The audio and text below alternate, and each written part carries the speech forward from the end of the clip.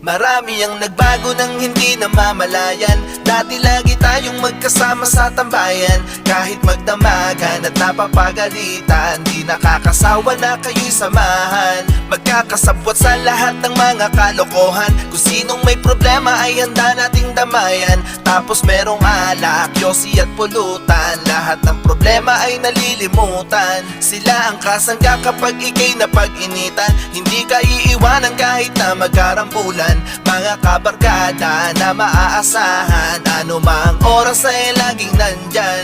Kahit na magkaroon man tayo ng tampuhan, sa mga bagay-bagay ay di magkaintindihan. Di nun masisira ang pinagsamahan at kung ano tayo bilang magkakaibigan. Mga kulitan natin nung magkakasama, tambay at inuman na